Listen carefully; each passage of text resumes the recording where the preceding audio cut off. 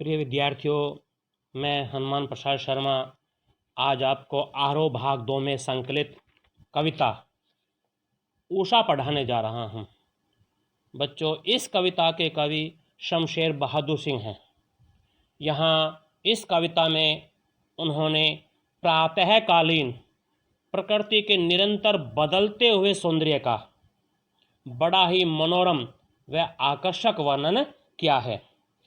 बच्चों, जैसा जानते हो कि प्रातःकालीन आकाश की छटा अत्यंत पवित्र, निर्मल और आकर्षक होती है।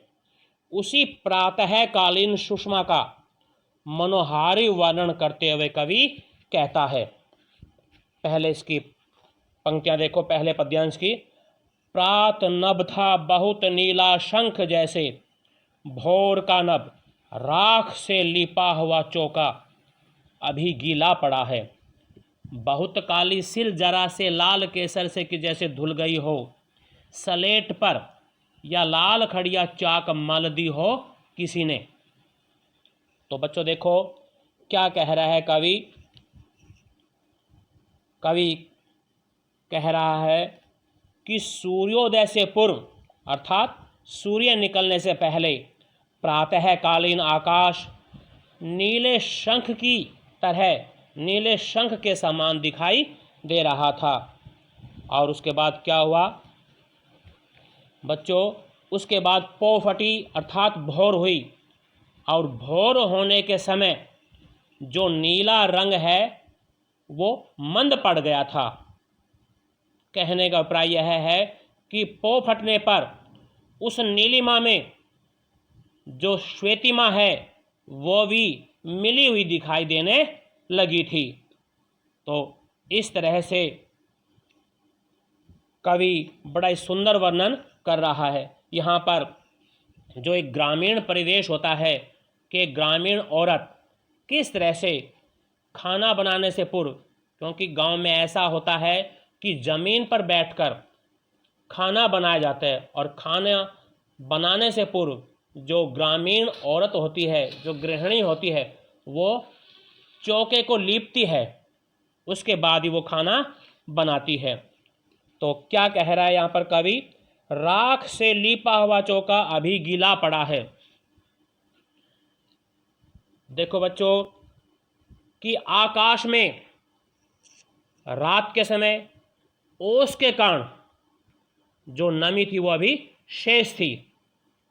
सुबह का आकाश ऐसा दिखाई दे रहा था मानो किसी गांव की गृहिणी ने, किसी गांव की औरत ने राख से चौके को लीपा हो।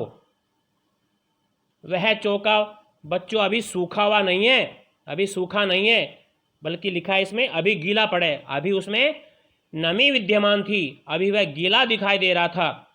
ठीक इसी प्रकार बच्चों जो नमी है, सुबह की जो नमी है वो आकाश में अभी तक विद्यमान थी, वो आकाश में दिखाई दे रही थी। क्योंकि रात्रि के समय ओस पड़ती है, और ओस पड़ने के कारण जो सुबह होती है उस सुबह में भी वो ओस विद्यमान होती है। आगे कवि प्रातःकालीन आकाश को देखकर कल्पना करता हुआ कहता है कि बहुत काली सिल जरा से लाल केसर से कि जैसे धुल गई हो। यहाँ कल्पना करता हुआ कवि कह रहा है कि मानो काली सिल को, सिल होती है चपटा पत्थर जिस पर मसाला आदि पीसते हैं, या गांव में जो चटनी वगैरह है वो उसको पीसते हैं, तो जो चपटा पत्थर होता है वो सिल कहलाता है। तो बहुत काली सिल जरा से लाल केसर से कि जैसे धुल गई हो, कि मानो काली सिल को किसी ने लाल केसर पीस कर धो दिया हो, कि उस सिल के ऊपर किसी ने लाल केसर पीसा हो, फिर उसे पानी डालकर धो दिया हो, तो जिस तरह का रंग वहाँ विद्यमान हो जाता है, ठीक उसी प्रकार का जो रंग है वो सुबह के आकाश में दिखाई दे रहा था। आगे कवि कल्पना करता हुआ फिर कहता है कि जैसे किसी ने स्लेट पर लाल रंग की खड़िया चाक मल दी हो, अर्थात लाल चाक उस स्लेट के ऊपर रगड़ दिया हो। तो कहने का अभिप्राय यह है कि अब आकाश में जो लालिमा है वो धीरे धीरे दिखाई देने लगी थी, लालिमा छाने लगी थी। तो अब इस पद्यांश का काव्य सौंदर्य देखें कि यहाँ पर पहले मैं अलंकारों का परिचय करवा दूं। यहाँ सुबह के आकाश की कि ना प्रातनपता बहुत तो नीला शंख जैसे जैसे के समान, तो यहाँ सुबह के आकाश की तुलना नीले शंख के समान की गई है। तो बच्चों यहाँ पर उपमा अलंकार है और ये यहाँ कल्पना भी की हुई है, उपमेय में उपमान की कल्पना भी की गई है। जैसे बहुत काली सिल जरा से लाल केसर से जैसे धुल गई हो, और दूसरी कल्पना है स्लेट पर लाल खड़िया चाक मल दी हो किसी ने। तो यहाँ उपमेय में उपमान की कल्पना की गई। तो बच्चों यहाँ पर उत्प्रेक्षा अलंकार है, क्योंकि यहाँ पर कल्पना में आता है शब्द मानो ऐसा लगता है, मानो ऐसा जान पड़ता है, तो इसलिए यहाँ पर उपमा अलंकार है। और कवि ने बिंबों के द्वारा प्रकृति की जो गति होती है उसको शब्दों में बांधने का प्रयास भी किया है, जो कि अत्यंत सुंदर है। और तत्सम तद्भव शब्दावली है, भाषा खड़ी बोली है, ग्रामीण परिवेश का जो सजीव चित्रण वो साकार हो उठा है, नए नए उपमानों का प्रयोग कवि ने किया है, कोमलकांत पदावली है, मौलिक कल्पना है कवि की, क्योंकि कवि ने यहाँ कोई दिखावा आडंबर नहीं है, बिल्कुल मौलिक कल्पना है। और जो वर्णन किया गया है उसमें चित्रात्मकता भी विद्यमान है, और दृश्य बिंब योजना है। दृश्य बिंब योजना कह दो या चाक्षुक बिंब योजना कह दो, दोनों का एक ही अर्थ है। तो इस तरह से ये पहला पद्यांश काव्य सौंदर्य सहित मैंने आपको। बच्चों अब मैं इस कविता के दूसरे पद्यांश की ओर बढ़ रहा हूँ। देखें, नील जल में या किसी की गोर झिलमिल देह जैसे हिल रही हो, और जादू टूटता है इस उषा का अब सूर्योदय हो रहा है। बच्चों यहाँ कवि ने इस दूसरे पद्यांश में प्रातः काल में सूर्योदय होने के साथ प्रातःकालीन प्रकृति के सौंदर्य का आकर्षण टूटने की ओर संकेत किया है, क्योंकि जब सूर्य उदय हो जाता है तो प्रकृति के जो नज़ारे हैं, प्राकृतिक सौंदर्य के जो नज़ारे हैं वो धीरे धीरे मिटने लगते हैं, धीरे धीरे समाप्त होने लगते हैं। तो कवि ने उन्हें ही टूटना कहा है। जो नज़ारे हैं, जो प्राकृतिक सौंदर्य बिखरा हुआ था अभी तक प्रकृति में सुबह, वो सूर्य के निकलने के बाद समाप्त होता जा रहा है, और जो दृश्य थे, जो नज़ारे थे, वो क्या है, जादू के समान प्रभाव डालने वाले थे। तो कवि ने उन्हीं को जादू कहा है, और सूर्य जब निकलता है तो वो जादू समाप्त हो जाता है, वो दृश्य समाप्त हो जाता है। तो उन्हीं की ओर संकेत करता हुआ कवि कहता है कि नील जल में या किसी की गोर झिलमिल देह जैसे हिल रही हो।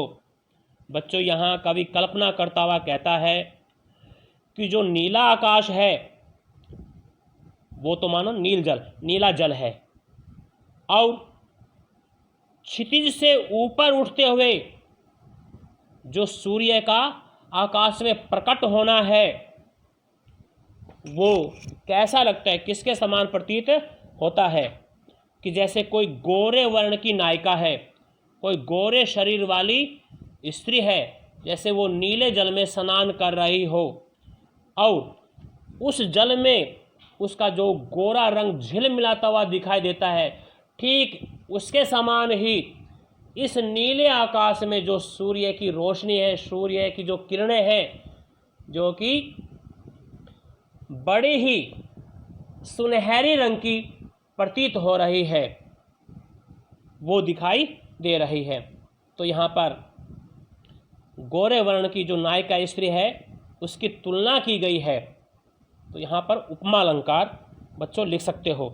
और आगे क्या हुआ, जादू टूटता है इस उषा का अब सूर्योदय हो रहा है, और अब इस सुबह का जो जादू है वो टूट रहा है। कहने का अभिप्राय यह है कि सूर्य उदय हो गया है, सूर्य ऊपर की ओर आ गया है, उसका प्रकाश अब आकाश में फैल गया है, तो जितने भी नज़ारे हैं, जितने भी प्राकृतिक सौंदर्य के दृश्य थे, वो नज़ारे, वो दृश्य समाप्त हो गए।